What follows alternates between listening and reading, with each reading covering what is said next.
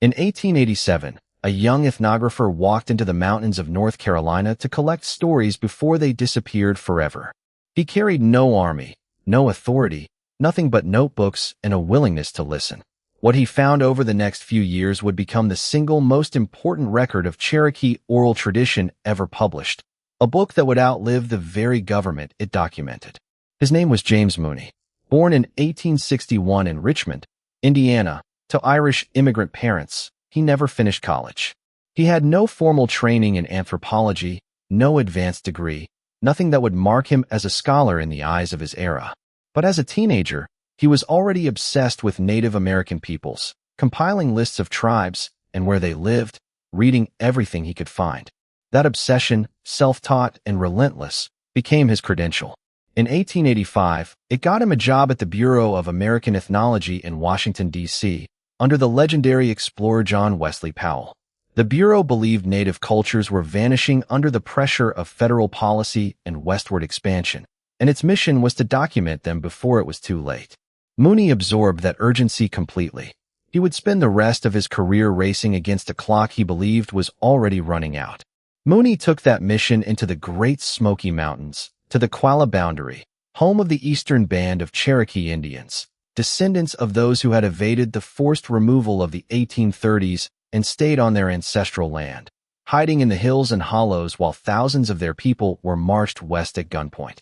Between 1887 and 1890, across successive field seasons, he did something few ethnographers of his era bothered to do. He stayed. He built relationships. He returned again and again, season after season, letting trust grow instead of trying to extract it in a single visit. He didn't just collect stories. He gathered history, archaeology, geographic place names, personal names, botany, traditional medicine, decorative art, home life, religion, songs, ceremonies, and the language itself, an entire civilization's worth of knowledge, written down before it could slip away. He worked directly with conjurers, medicine men, and elders who held sacred knowledge passed down for generations, and unlike many of his contemporaries, he named them. He credited them by name in his notes, refusing to let their knowledge disappear into anonymous footnotes. And he gained something extraordinary: access to original manuscripts written in the Cherokee syllabary, the writing system Sequoyah had invented decades earlier. These were not documents made for outsiders. They were sacred formulas Cherokee healers had written for themselves, in their own language, for their own use. Private texts never meant for a government report. To read them, Mooney couldn't rely on a passing familiarity with a few words. He had to learn real fluency in Cherokee, developing a linguistic depth that few outsiders of his generation ever achieved. In 1891, he published a preview of this work, The Sacred Formulas of the Cherokees, appearing in the Bureau's 7th Annual Report. It was only a taste of what he had. Nearly a decade of material still sat in his notebooks, waiting to be organized, translated, and understood. In 1900, the full weight of his research arrived. The Bureau of American Ethnology published myths of the Cherokee inside its 19th Annual Report, 576 pages drawing on a decade of fieldwork, translation, and archival digging. The book opens with more than 160 pages of history. The Traditionary Period, the arrival of Spanish explorers in 1540, the colonial and revolutionary years, and then, in painstaking detail, the story of Cherokee relations with the United States. Every treaty, every land cession, every broken promise, leading to the Trail of Tears in 1838 and 1839 and the fractured aftermath. The Cherokee Nation rebuilt in Indian Territory, smaller bands scattered in Arkansas and Texas, and the eastern band that remained behind in the mountains. Then come the myths themselves, organized by subject.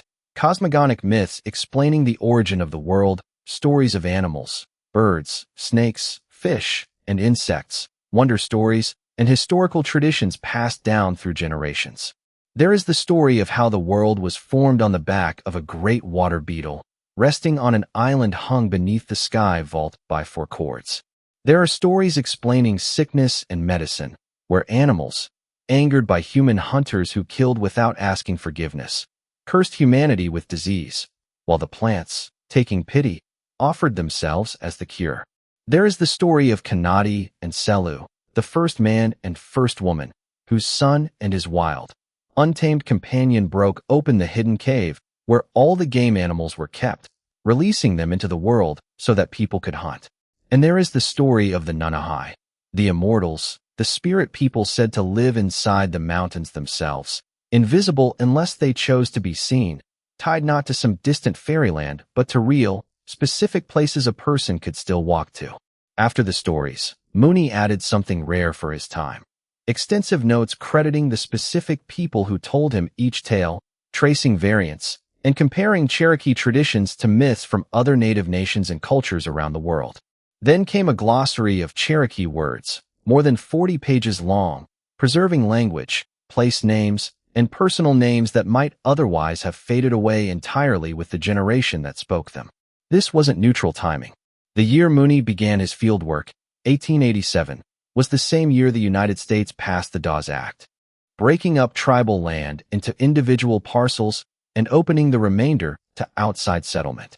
It was federal policy built on the assumption that native nations would soon cease to exist as distinct political and cultural entities, the same assumption that had sent Mooney into the mountains in the first place.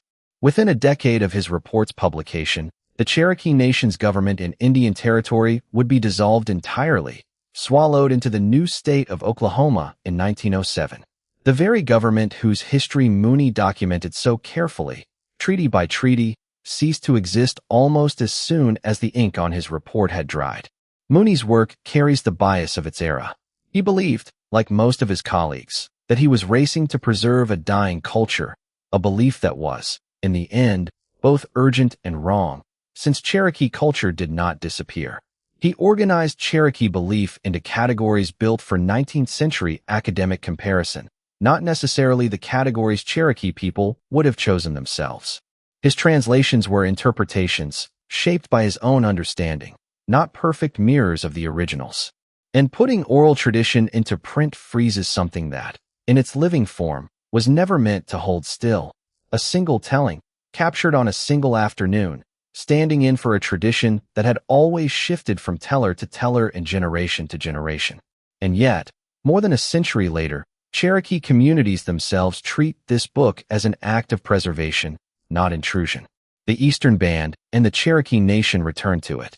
Language revitalization programs use it. Families check it against what their elders still remember, using it to fill gaps and confirm memories.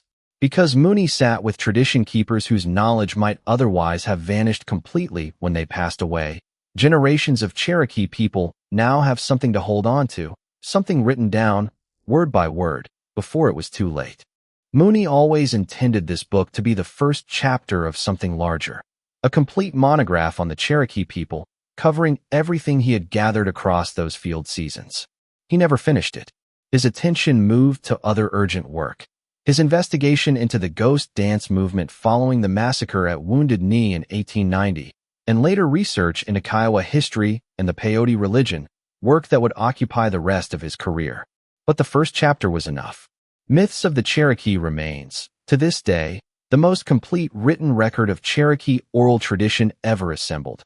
576 pages of history, story, medicine, and language, gathered by a man who never finished college but refused to let a culture's memory disappear on his watch.